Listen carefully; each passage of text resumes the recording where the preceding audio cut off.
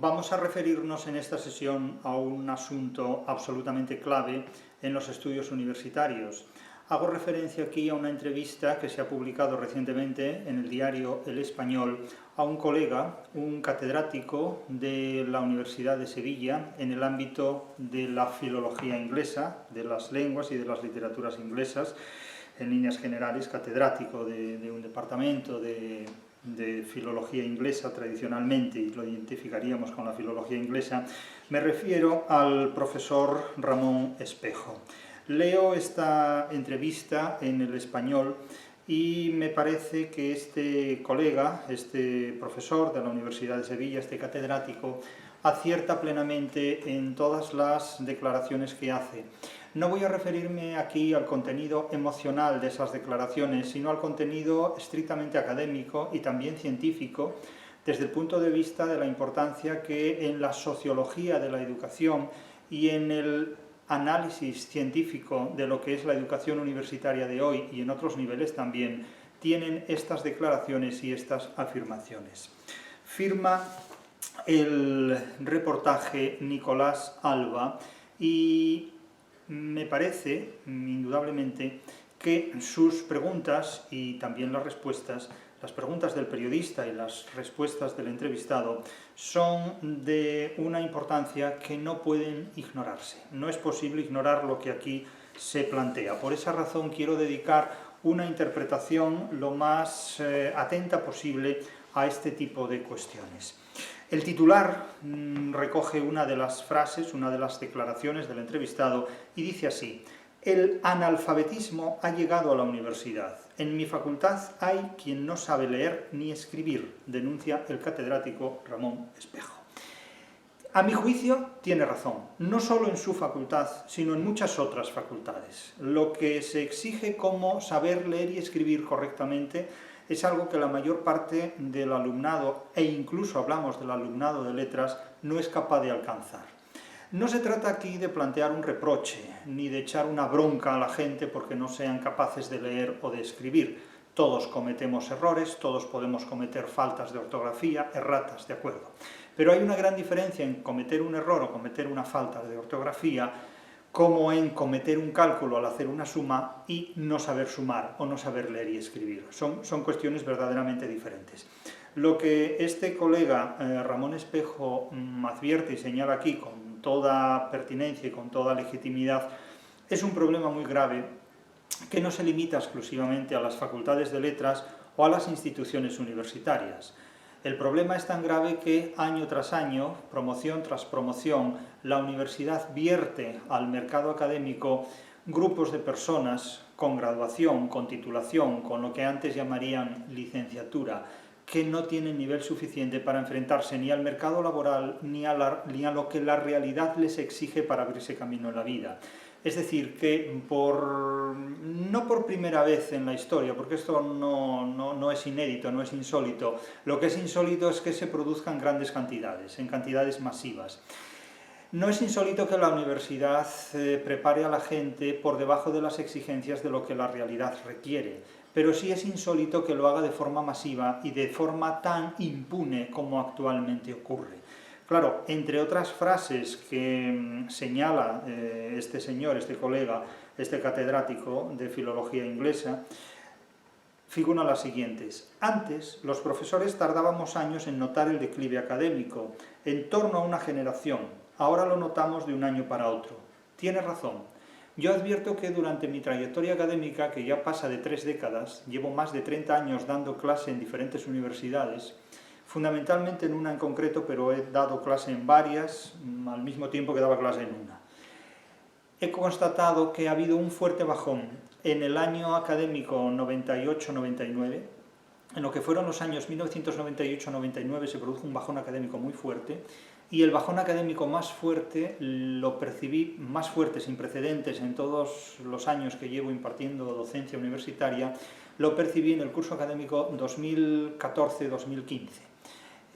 Para mí, esos años, algo ocurrió académicamente en el año 13, 14, 15, pero el curso académico 14-15 fue aquel en el que tuve los peores alumnos de toda mi trayectoria académica. No sé si es porque después ya me acostumbré a ese nivel o no, pero noté un bajón fortísimo en cuanto a capacidad académica por parte del alumnado en el curso académico 2014-2015.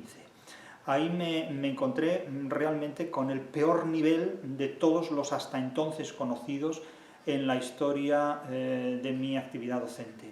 El porqué de esto se debe a muchísimas causas. Varias de estas causas las apunta este señor, este colega, en la entrevista que aquí se plantea. Habla también de que una determinada persona que ocupó el cargo del Ministerio de Educación promovió leyes que constituían un atentado frontal contra la libertad de cátedra. A mi juicio, no solo fue obra de una persona el atentado contra la libertad de cátedra. La libertad de cátedra no existe desde hace mucho tiempo. Pero lo más paradójico no es que no exista hoy, que no haya hoy libertad de cátedra. Lo más paradójico es que la libertad de cátedra se crea, se constituye en el antiguo régimen, se constituye en realidad en la edad moderna, muy anteriormente a la edad contemporánea, en una época muy anterior a todo lo que supuestamente tan positivo supuso la Revolución Francesa, y hoy día, que vivimos en la plenitud de la democracia, resulta que es cuando menos libertad de cátedra hay. Entonces aquí hay una paradoja realmente sorprendente. Si hoy en realidad nadie puede apelar a la libertad de cátedra, sino que tiene que ser muy cervantino a la hora de explicar cualquier cuestión que trate de llevar a un aula, lo realmente increíble, sorprendente y paradójico es que podamos decir que había más libertad en el ejercicio de la docencia universitaria en el siglo XVII de la que hay hoy en el siglo XXI, cuando en el siglo XVII la democracia ni estaba ni se la esperaba, y hoy día no hay nada que no sea democráticamente bien visto. Entonces aquí hay algo que no acabo de entender. ¿Cómo es posible que hubiera más libertad de cátedra en el siglo XVII que en el siglo XXI? O entendemos por libertad de cátedra algo muy diferente a lo que originariamente era la libertad de cátedra, el derecho a no ser incriminado o criminalizado por hablar en nombre de la ciencia en ámbitos académicos donde determinadas legislaciones religiosas o políticas pudieran verse afectadas, a lo que hoy es la libertad de cátedra. Entonces, realmente esto es sorprendente, realmente sorprendente. Y en otro punto me advierte este colega, este catedrático, este profesor de universidad, que las leyes educativas de un determinado partido, yo no voy a entrar ahora en nomenclaturas de partidos ni en ideologías, esto cada persona tiene libertad para hacerlo, yo lo evito, yo nunca hablaré en nombre de ninguna ideología, ni de ninguna religión, ni de ninguna filosofía. Yo interpreto hechos, no discuto opiniones. Este colega dice que las leyes educativas de un determinado partido siempre han sido más opresivas para el profesorado. Puede que sí, puede que no. Yo no he visto que ningún partido político haya pensado nunca en el profesorado inteligente para mejorar las condiciones educativas. Creo que los políticos piensan en los profesores menos inteligentes y en los alumnos menos trabajadores para implantar medidas políticas. Pero, en fin, esencialmente creo que hablamos de lo mismo. La mayor parte del profesorado que habla de estos asuntos creo que comparte las mismas expectativas, con matices más o menos diferentes o particulares, pero las mismas expectativas. Cuando se inicia una serie de preguntas a lo largo de la entrevista, se parte de una premisa, que reconoce el declive del sistema educativo en España. Vamos a ver, aquí hay tres conceptos: declive, sistema educativo y España. Miren, el declive del sistema educativo no es solo de España, el declive del sistema educativo es de todo Occidente. Es decir, que cuando hablamos de una educación que funciona mal en España, yo diría que es una educación que funciona mal en España desde que España empezó a imitar los sistemas educativos del extranjero, que es básicamente desde el siglo XVIII, pero de una manera mucho más intensa, sobre todo desde que se implanta un régimen que plantea una serie de cuestiones muy abiertas y muy pedagógicas y muy políticas y muy etcétera, etcétera, que nos han conducido a un deterioro tremendo de los sistemas educativos. Entonces, el fracaso de la educación no es un fracaso exclusivamente español, es un fracaso de la democracia occidental. A las cosas hay que llamarlas por su nombre y es así. Educativamente hablando, la democracia ha sido un fracaso tremendo. Un fracaso que no puede permitirse una civilización que pretenda sobrevivirse a sí misma, porque cualesquiera otras civilizaciones extranjeras están mucho mejor preparadas que nosotros para enfrentarse a la realidad que tenemos delante.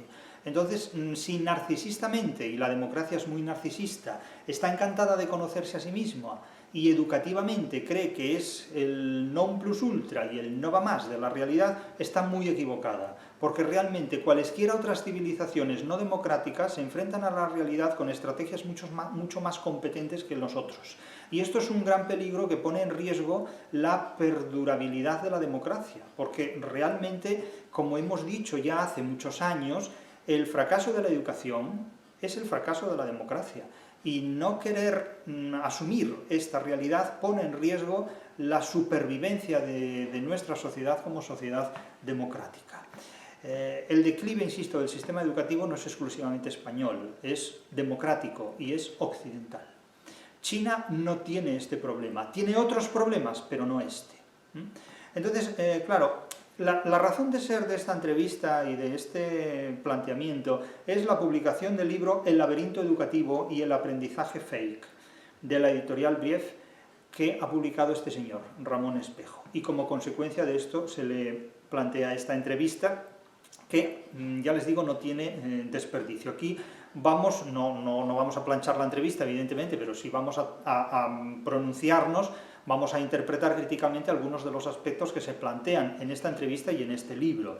Claro, la maquinaria del libro consiste en dar cuenta de 84 entrevistas que se han hecho en toda España a diferentes profesores, inspectores, pedagogos, políticos y otros intervinientes en el ámbito educativo, para plantear una crítica al sistema educativo. Quiere decir que hay muchos profesores en la universidad y también fuera de la universidad que nos vemos realmente muy preocupados y muy afectados por un deterioro verdaderamente grave de las capacidades educativas que vive el sistema en el que trabajamos. Y observamos claramente que una situación de esta naturaleza no puede perdurar durante mucho tiempo sin destruir por completo todo lo que es el edificio de la educación. Quiero decir, esta situación no se puede mantener durante muchos años más. Ni siquiera ficticiamente se puede mantener, que es como en la actualidad se mantiene, en términos completamente ficticios, en términos de autoengaño individual y colectivo. Todo este proceso que actualmente vivimos y que afecta de lleno a una generación de milenaristas, en virtud del cual la gente se acredita en la NECA estudiando cosas tan fantasmagóricas como ecoliteratura o ecocrítica, por poner simplemente un ejemplo, esto es de un autoengaño tan absolutamente fenomenal que acreditarse en estas condiciones o creerse que uno adquiere conocimientos haciendo un currículum para las agencias nacionales de investigación o internacionales de investigación, cuando en realidad no se sabe absolutamente nada de aquello a lo que supuestamente uno se dedica, es verdaderamente la invención de fantasmas académicos. Es decir, se promociona a personas que con una actividad docente, profesoral, no saben absolutamente nada. No saben absolutamente nada de lo que hablan. Es decir, la universidad se convierte día a día en una de las instituciones más fantasmagóricas con las que cuenta la democracia actual. Y esto es un auténtico peligro, porque es un castillo de naipes, es un castillo de barajas que al primer soplido se viene abajo, pero de manera inmediata y automática. Es decir, la mayor parte de la gente que se dedica a este tipo de cosas no sabe nada, no sabe que no sabe nada y vive profesionalmente engañada por un sistema que le hace creer lo que no es. Y esto es una bomba de relojería. O sea, el poder es una bomba de relojería que no sabes cuándo te va a explotar. Y la educación en este punto comparte el mismo estatuto de ignorancia respecto al momento implosivo que el poder. Entonces, se habla de una bajada del nivel académico del alumnado que llega incluso hasta el analfabetismo, como aquí se plantea. Y entonces, estas son las premisas de las que parte el entrevistador después de haber leído el libro, que es objeto, insisto, de este interrogatorio periodístico, ¿no? Y se advierte que las generaciones actuales están cada vez peor preparadas, y lo peor es que no hay visos de que esto vaya a mejorar. Es más, va a ser peor. Dice el autor del libro, yo te diría, le dice al periodista tratándolo de tú, Yo te diría que yo creo que las entrevistas serias no deben hacerse de tú a tú, pero bueno, hoy vivimos en un mundo donde todo Dios tutea a todo Dios. A mí no me gusta que me traten de tú los que no me conocen, eso ya lo digo claramente, porque implica una complicidad en la que yo no participo. O sea, a mí cuando alguien me trata de tú ya tiene el 99% de probabilidades de que no lo responda, pero eso son cosas muy particulares de cada uno. Ya verán. Yo no entro en las relaciones que mantienen entre sí los demás, pero a mí me parece que las entrevistas profesionales deben ser de usted, pero bueno, allá cada cual. El caso es que aquí se tutean. Bien. En la universidad ya vemos niveles importantes de analfabetismo. Es cierto, hay niveles muy fuertes, muy graves de analfabetismo en la universidad, pero fíjense, le preguntan, el periodista le pregunta inicialmente ¿cuáles son los problemas más graves? Los problemas, digamos, operatoriamente, estructuralmente más graves. Y entonces, claro, el entrevistado le dice, sería más fácil responder a que no es hoy un problema, porque en realidad todo es un problema. Es decir, los problemas son tantos que mires a donde mires, lo único que se ven son problemas, y no le falta razón. Y lo que plantea es, la pregunta es, ¿qué es lo que caerá en primer lugar? Es decir, de todo este castillo de naipes, ¿cuál es el naipe que caerá en primer lugar? ¿El que está arriba del todo o el que está abajo del todo? Porque, claro, la única forma de solucionar el problema es empezar desde cero. Porque la situación es tan lamentable en todos los sentidos que es que no hay por dónde cogerla. Es que no es posible resolver un problema puntual, porque todo está tan estructuralmente estropeado que el sistema mismo tiene que reemplazarse por otro sistema completamente nuevo y diferente, cosa que no es posible porque para cambiar el sistema educativo es necesario cambiar el sistema político. Esta es la tesis que yo sostengo y creo que no hay otra solución. Es decir, no se puede resolver el problema que tiene, los problemas que tiene, porque son muchos, el sistema educativo sin cambiar el sistema político. Pero cambiar el sistema político significa o bien cambiar la democracia que tenemos por otra democracia, o bien cambiar la democracia por otro sistema político. Y esto es un cascabel que no hay Dios que le ponga a ningún gato. Es decir, hablar de reemplazar la democracia por otro sistema político es algo que no se le ocurre a nadie, porque nadie sabe qué sistema político puede reemplazar la democracia. Evidentemente, porque nos vamos hacia cualquier forma de totalitarismo. Y nos vamos hacia cualquier forma de totalitarismo porque la democracia se ha encargado de convertir a cualquier sistema político alternativo al suyo, al democrático, en un totalitarismo. Entonces, claro, cuando la democracia anatematiza cualquier otra transformación que no sea democrática en nombre del totalitarismo, solo queda una alternativa. O reformar la democracia para seguir haciéndola democrática, o pasarse al totalitarismo con unas consecuencias que pueden ser terriblemente intimidatorias, o sea, que pueden ser completamente atroces. De ahí que nadie sea capaz de dar un paso más allá de la democracia porque suponemos que entraríamos en un abismo históricamente muy poco recomendable. Entonces, claro, los límites de la democracia son muy intimidatorios, pero es que lo que ocurre dentro de la democracia nos remite constantemente a un fracaso de todas las opciones vitales. Y esto es una situación muy crítica, porque aquí, en un momento dado de la historia, vamos a vernos al borde del abismo. Y no sé qué opción será la que pueda escoger esa generación a la que en un momento dado la historia la citará con el abismo. O sea, hay momentos en la historia en los que a una o varias generaciones se las cita con un abismo, con un enfrentamiento hacia algo que es cuestión de vida o muerte. Y aquí nos acercamos hacia ese abismo. Yo no sé si me tocará esto, si me moriré antes, eso no lo sabe nadie, pero que desde luego aquí vamos directos a una encrucijada histórica que va a acabar mal, eso es seguro, porque todos los signos apuntan a esta situación. Entonces, claro, le preguntan, ¿cuál es el principal problema? Vamos a ver, dígame cuál es el principal problema, le viene a decir el entrevistador. Y el entrevistado dice, muy fácil, la politización de la educación. Y tiene razón, la politización de la educación, porque claro, cuando la educación se politiza, la educación se estropea. Pero claro, hay que advertir que la educación siempre es el resultado de la política. Es decir, nunca ha habido un sistema educativo que no haya brotado de un sistema político. Es decir, desde Platón en la República, la educación es el resultado de un concepto político de república o Estado. y lo que no conviene a ese proyecto político se expulsa de la República o Estado. Platón plantea un sistema educativo donde la literatura está prohibida.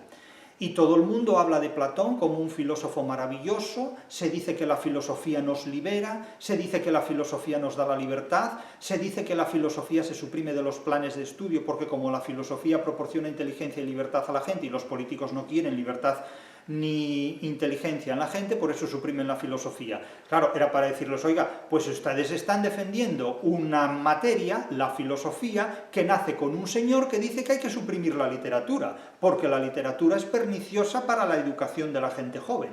Entonces aclárense ustedes cuando hablan de filosofía, ¿de qué filosofía hablan? Claro, decir que el principal problema de la educación es la politización es decir una verdad incontrastable, inapelable, porque es así. El problema es que la educación siempre es el resultado de una politización. Entonces, ¿qué política elegir para que la educación no sea un fracaso? Esa es la cuestión. ¿Qué opción política, qué estrategia política, qué programa político elegir para que la educación no sea un fracaso? Ese es el problema, ese es el gran problema. Porque claro, el profesor Ramón Espejo dice que la política de partidos en la que es la política de partidos, esa política de partidos en la que te das cuenta de que verdaderamente su único interés son las próximas elecciones. Claro, pero eso es muy democrático, una visión a corto plazo de los hechos. Y dice, cito, los políticos utilizan la educación para ejercer el control sobre ella con una óptica cortoplacista donde lo único que interesan son los cálculos electorales. Yo creo que si sacáramos a los políticos de la educación habríamos dado un paso enorme para intentar acercarnos a una posible solución del problema. Y tiene razón, el problema es que una educación sin políticos no se sostiene en nada. Téngase en cuenta además la cantidad de cargos políticos que dentro de las universidades, políticos, burocráticos, administrativos, que dentro de las universidades se generan y se promueven precisamente para consolidar el ordenamiento político del sistema educativo. Nunca ha habido en la universidad tantos cargos de gestión y de administración en los cuales el profesorado se ve obligado a implicarse para preservar un sistema que directamente conduce al fracaso. Nunca ha habido tantos cargos de este tipo. Cuando yo estudié mi licenciatura no había coordinador de licenciatura. Hoy todos estamos relativamente obligados a ser en algún momento dado coordinadores de un grado. ¿Qué tenemos que hacer? Nada más que cumplir órdenes. Es decir, se generan múltiples cargos académicos para asegurar que todo el proceso del comportamiento y de la conducta docente del profesorado está debidamente controlado. Es decir, vivimos bajo el mayor control burocrático y académico que ha tenido jamás la universidad en toda su historia. Díganme ustedes cómo es posible que en un sistema democrático el control de lo que uno hace y respira sea mayor del que nunca hubo, ni siquiera en el antiguo régimen. Hoy, un profesor de universidad en el siglo XXI está más controlado y más encadenado de lo que lo estaba Fray Luis de León cuando impartía clase en la Salamanca del siglo XVI. Por lo tanto, ¿dónde está la libertad de cátedra? La libertad de cátedra es un meme, la libertad de cátedra es un chiste, es decir, es un chiste mal contado, que es lo que son los memes, un chiste es chistes para mentes simples, ¿no? Es decir, un chiste complejo no cabe en un meme, pero la libertad de cátedra ya cabe en un meme porque eso no va a ninguna parte. En realidad. Entonces, lo que dice este señor es completamente lógico y completamente razonable. Ahora bien, ¿cuál es la solución? En la solución pues ya hay discrepancias porque cada uno propone la suya. Bien, pero hay unos puntos comunes, hay unos denominadores comunes. Dice el que pregunta, el entrevistador, desde 1978 hemos tenido 8 leyes educativas. Y, claro, en el contexto de la respuesta se le dice, sí, hemos tenido muchas leyes educativas, pero, cito, también es cierto que cuando uno lee todas esas leyes detalladamente se da cuenta de que los cambios entre unas y otras son mínimos. Y tiene razón. Es decir, un partido propone una ley, otro partido propone otra ley, pero los cambios entre esas leyes son realmente mínimos. Son más bien emocionales o psicológicos que verdaderamente efectivos y jurídicos. Más o menos así, son más o menos así, es decir, son variantes distributivas, es decir, lo que aprueba uno podría tal vez aprobarlo el otro también. Es que no hay diferencias entre unas y otras opciones políticas. En materia educativa, los políticos, sean del signo que sea, están de acuerdo en lo esencial, y lo esencial es algo que nos conduce a un fracaso del sistema educativo. claramente visible. Eso lo hemos planteado aquí en el Búho, en Una filosofía para sobrevivir en el siglo XXI. Ustedes leen el capítulo 10 del Búho y ya se habla de las universidades como de una ludoteca, de un manicomio o simplemente de una guardería. Es decir, realmente no sabemos ya lo que es una universidad. El profesor no sabe si forma parte de la solución o si forma parte del problema, porque en realidad nadie sabe cuál es ni la solución ni el problema. Unos porque no lo quieren ver y otros porque viéndolo lo quieren ocultar. Porque claro, solo se puede silenciar lo que se sabe y solo se puede acallar lo que se conoce, en definitiva. Entonces, advierte Ramón Espejo que ha habido unas leyes que han sido más opresivas para el profesorado que otras. Puede ser. Yo creo que desde que trabajo en la universidad no he conocido ninguna ley que mejorara el estatuto laboral del profesorado desde el punto de vista del desarrollo de los conocimientos científicos. Siempre he visto que la ciencia ha estado amenazada por tres opciones: la filosofía, las ideologías políticas y las creencias religiosas. Hoy día las creencias religiosas se han transformado y se han disfrazado de ideologías políticas para pervivir. Y la filosofía siempre ha estado calentando el culo a la religión en unos aspectos y la cátedra en otros a las ideologías políticas. Pero la filosofía siempre ha estado durmiendo en todas estas camas y ha hecho algo más que dormir, precisamente. Por lo tanto, las tres grandes amenazas que ha tenido siempre la ciencia han sido las mismas que ha tenido siempre la literatura. La filosofía, tengan en cuenta que la filosofía nació ladrando a la literatura, nació expulsando a la literatura de su estado o república ideal. Es decir, la filosofía platónica nació ladrando contra la literatura, y la filosofía en determinados momentos de la historia se ha dedicado a ladrar mucho y muy fuertemente contra la ciencia, del mismo modo que ha hecho la religión cuando tenía capacidad para ladrar a la ciencia, y del mismo modo que hacen las ideologías políticas del signo que sea cuando encuentran la oportunidad que lo permite. Por lo tanto, la ciencia y la literatura, a lo largo de su historia, han recibido muchos ladridos de filosofías, de ideologías políticas y de creencias religiosas. Y esto sigue igual hoy como hace 10 siglos. Y las leyes educativas tienen mucho que ver con esto. Tienen mucho que ver con esto. El hecho de que ladran porque cabalgamos o ladran luego cabalgamos, no es ninguna tontería, ni mucho menos. Estamos acostumbrados a trabajar con ladridos de fondo de todas partes, y no solo lo digo metafóricamente. Ustedes habrán oído en muchas de estas intervenciones cómo nos ladran cuando exponemos nuestras ideas en unos u otros vídeos. Esto nos recuerda que efectivamente las filosofías, las ideologías políticas, las creencias religiosas tienen siempre como objetivo fundamental el miedo a la investigación científica y el miedo a la libertad de la literatura. Las ciencias y la literatura exigen una libertad que es con frecuencia incompatible con las ideologías políticas, con las creencias religiosas y con los imperativos de la filosofía, que siempre son todos ellos muy idealistas. De tal manera que aquí se hace una crítica bastante detenida, bastante atenta a estos asuntos, y se habla naturalmente de la libertad de cátedra. Se dice que es que hoy no hay libertad de cátedra. Lo hemos dicho antes, había más libertad de cátedra en el antiguo régimen, antes del siglo XVIII, que lo que ha habido después en la edad contemporánea. Hoy la libertad de cátedra es un chiste, no existe libertad de cátedra en ninguna parte, porque lo políticamente correcto en nombre de la filosofía, ya no en nombre de la religión, y sí sobre todo en nombre de las ideologías políticas, está muy por encima de la libertad de la cátedra, de la ciencia y de la literatura. Hoy día, la mayor parte de los textos que escribió Quevedo no se podrían publicar. Y hoy en día, la mayor parte de las novelas ejemplares de Cervantes estarían censuradas en determinados pasajes. Y de hecho no se censuran porque la gente no las lee, porque no las conoce.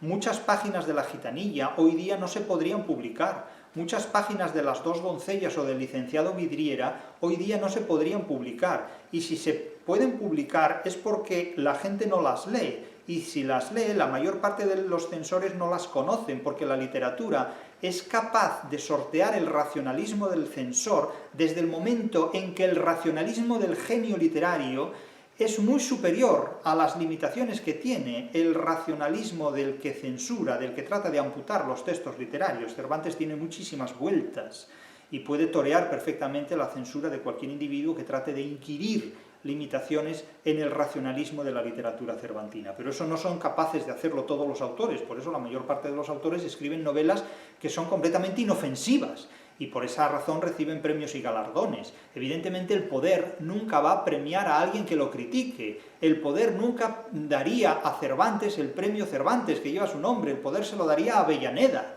Es decir, que lo más lógico en la historia de los premios es que el premio Cervantes se lo den a Alonso Fernández de Avellaneda, que fue el que escribió el Quijote apócrifo en contra de Cervantes, pero no el premio Cervantes. Así es como funciona la administración de la cultura. Entonces no ha habido ninguna ley en materia educativa que se haya orientado realmente a defender las posibilidades de la investigación científica del profesorado y tampoco del alumnado. Lo que se promueven son leyes que motivan, que estimulan la ostentación y el ejercicio de cargos para avanzar curricularmente, pero eso supone decapitar prácticamente de raíz, por el gollete, diríamos, todo lo que es la investigación científica y académica en la Universidad Española. Se premia más la burocracia que la ciencia, y de hecho el perfil del profesor universitario emergente es el perfil de un profesor burocratizado completamente, que está al servicio de la burocracia más que al servicio de la ciencia.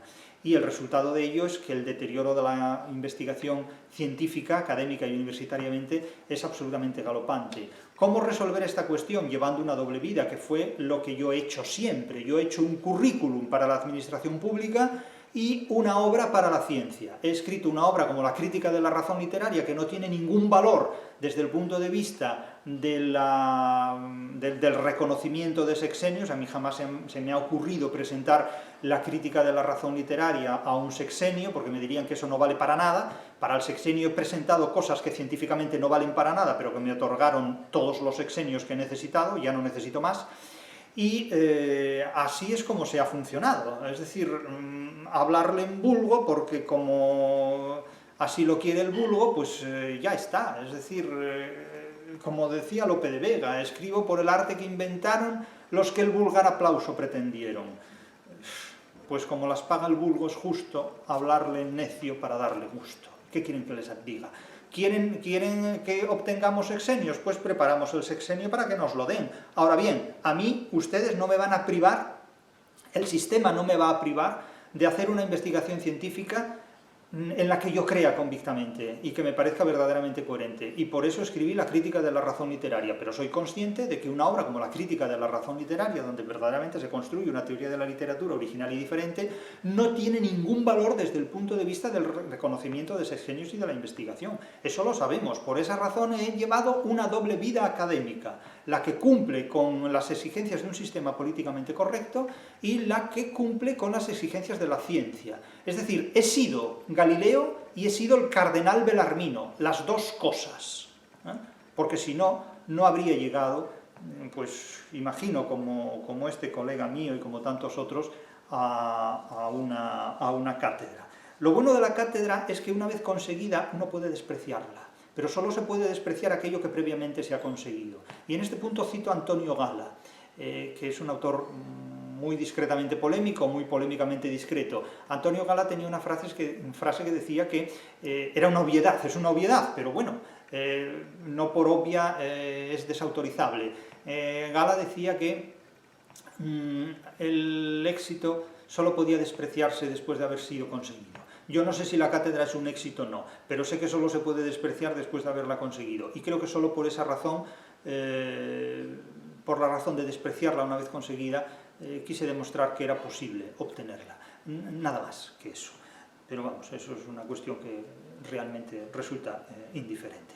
Le preguntan a este señor, a Ramón Espejo. Una de las tesis que defiende en su libro es que hoy, cita, los docentes cada vez están más presionados para aprobar a toda costa a los alumnos. Y le preguntan, ¿esto es una influencia de las leyes actuales? Y claro, la respuesta es una respuesta que podríamos dar realmente todos. O sea, es imposible no confirmar esta respuesta. Llevamos mucho tiempo así, pero la LOMLOE, creo que leo bien, la LOMLOE, vamos, esto ya suena a gurundún gurundanga. LOMLOE, qué bueno esto. LOMLOE, yo no sabía que había una ley que se llamaba LOMLOE. LOMLOE lo hace todavía peor porque tiene esa cultura del facilismo. Tristemente desde la LOGSE, ¿cuántas leyes hay, Dios? Tristemente desde la LOGSE se entiende que a los jóvenes no hay que ponerles dificultades porque las tendrán en el futuro.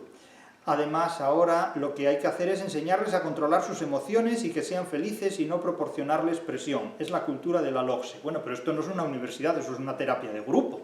Claro, esto es una secta donde la gente va a sentirse bien hasta que pasan cosas y uno ya se siente mal, ¿no? La secta que vigila más a sus miembros que a sus enemigos. Y prosigue la cita. Y bueno, por ejemplo, ahora en la universidad, como es mi caso, hay determinadas asignaturas que aunque estén suspensas, si tienen todo lo demás aprobado, los alumnos se pueden titular. Y es cierto, es lo que se denomina la evaluación curricular. Un alumno o alumna, una persona con 2 materias suspensas, se le aprueba en esa comisión curricular. Entonces, claro, nos podemos encontrar con que hay un mercado laboral, un mercado empresarial, donde tiene en su plantilla gente ficticiamente graduada. Imagínense ustedes que tienen que hacerse una intervención quirúrgica y un doctor en medicina que ha sido ficticiamente graduado en medicina les va a hacer la intervención quirúrgica. Claro, yo no sé si esto se puede dar o no, pero teóricamente sí sé que alguien con 2 materias suspensas puede ser aprobado en una evaluación curricular, teniendo 2 materias suspensas. Es decir, 2 profesores suspenden a un alumno por las razones obvias,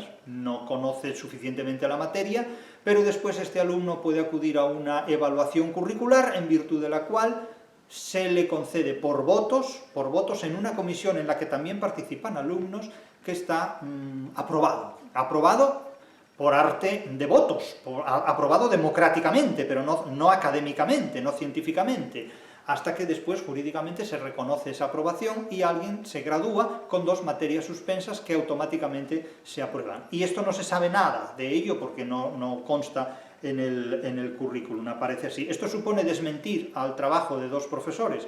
Bueno, es como si un juez dicta una sentencia y después viene otra entidad ajena al sistema judicial y cambia esa sentencia. Claro, esto es objeto de múltiples interpretaciones y ustedes pueden darle la que quieran, pero yo la que le doy es la siguiente. Esto se llama un autoengaño individual y colectivo. A partir de ahí, cada uno que haga lo que quiera.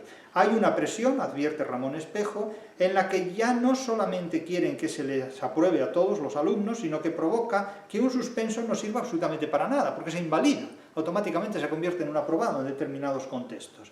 Claro,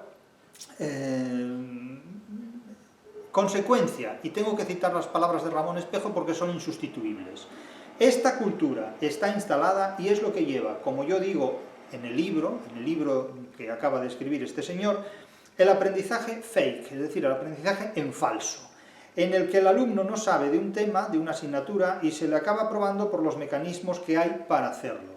El alumno creerá que tiene un nivel de conocimiento, pero en realidad es papel mojado. Esto es un autoengaño completo. La educación es precisamente lo contrario, el desengaño, el exigirse uno a sí mismo,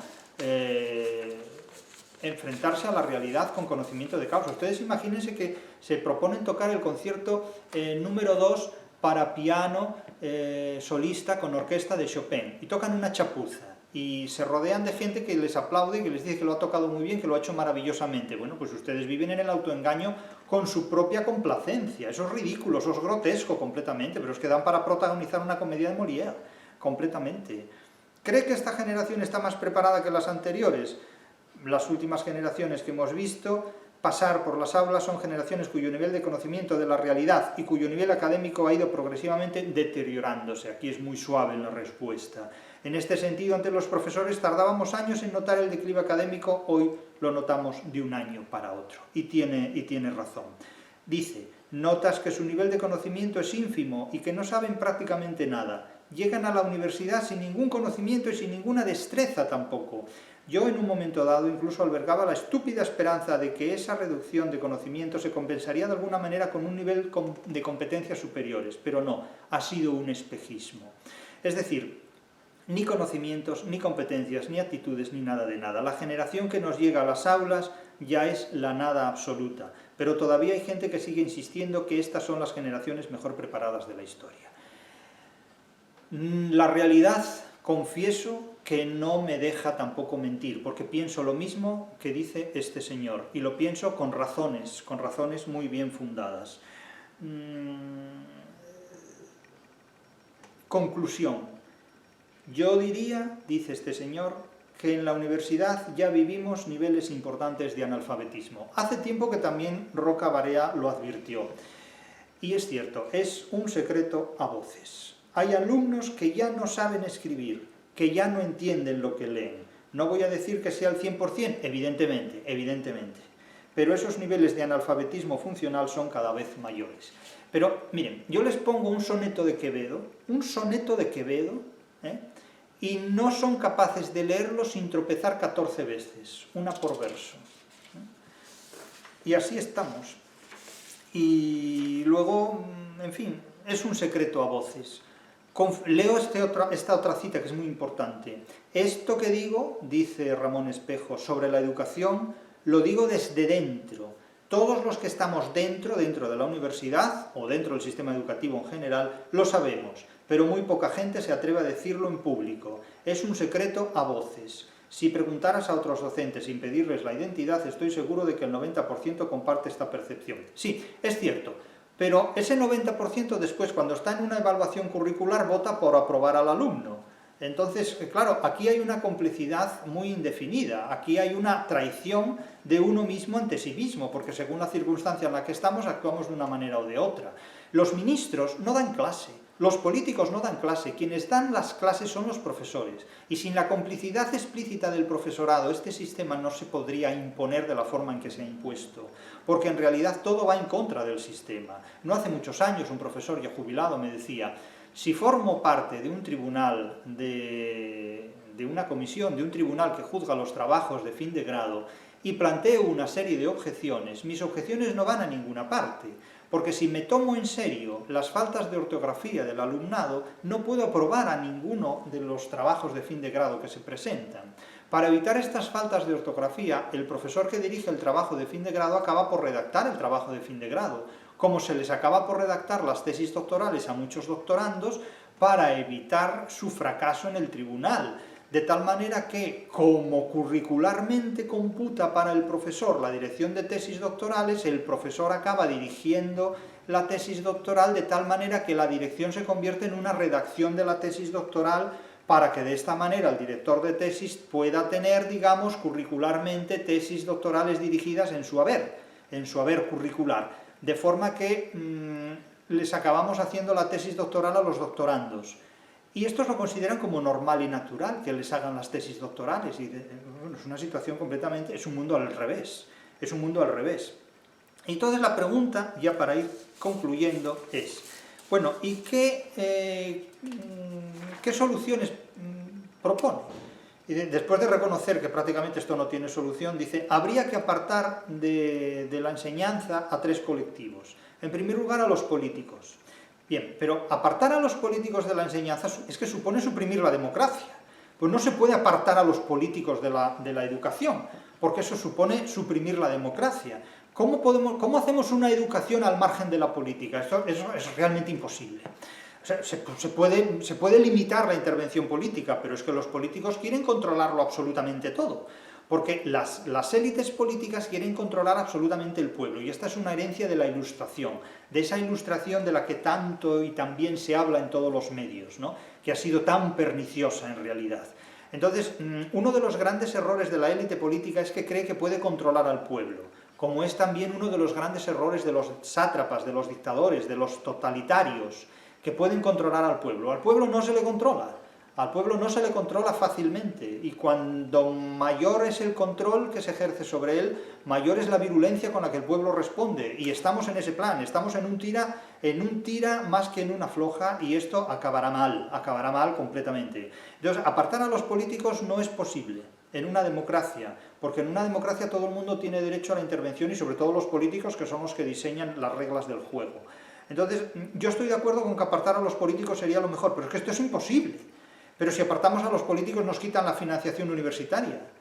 Los políticos son los que incluso deciden qué universidades privadas entran en el juego o no entran en el juego. Es decir, es que el poder de los políticos en la democracia equivale al poder de los monarcas absolutistas en el antiguo régimen. Y es muy difícil entrar en ese terreno porque no lo van a permitir. Es más fácil al pueblo formar parte de la política que al sistema suprimir la política en el terreno de juego de la educación. Luego, por otro lado, se habla de apartar a los pedagogos. Apartar a los pedagogos, pedagogo es el que enseña lo que no sabe. Pedagogo es el que ha reemplazado al profesor, en definitiva. Y apartar al pedagogo. Pero es que el pedagogo es el comisario político. El pedagogo es el instrumento de la política para controlar la educación, en definitiva. Y por otro lado, se habla de apartar o de controlar a los inspectores de educación en enseñanza secundaria. Pero es que en la enseñanza universitaria también hay inspectores de educación. Los coordinadores de grado, yo fui coordinador de grado en una determinada circunstancia, en un determinado curso académico, funcionamos como inspectores de educación del grado. Y la cantidad de reclamaciones que llegaban por parte del alumnado en contra de colegas eran realmente inquietantes. Lo que sucede es que en muchos casos eran completamente infundadas. Pero imagínense ustedes que demos crédito a todo esto cuando no lo tiene. Pues la situación es enormemente conflictiva, enormemente problemática. Vivimos en una sociedad donde se estimula la denuncia y donde se estimula el acoso jurídico al prójimo, y eso es terriblemente, terriblemente peligroso. Entonces lo que se plantea es eliminar a estos tres colectivos. La situación es absolutamente demoledora, pero yo recomiendo específicamente la lectura de este artículo y, por supuesto, la lectura de El laberinto educativo y el aprendizaje fake, de la editorial Brief. He escrito este libro por el profesor de la Universidad de Sevilla, catedrático en el departamento de inglés y de filología inglesa y norteamericana, si no digo mal el dato, el departamento de filología inglesa y norteamericana de la Universidad de Sevilla, profesor Ramón Espejo. Mi enhorabuena por la publicación de este libro, mi franca identidad en líneas generales con las tesis sostenidas en este trabajo, y ya advierto que el problema que tenemos, a mi juicio, tiene un destino realmente inevitable, que es el fracaso de la educación como preludio del fracaso de la democracia. Vamos directo hacia ello. No sé si esto tardará 20 años, 30 años, 40 años, pero sí sé que la segunda mitad del siglo XXI ya no será democrática.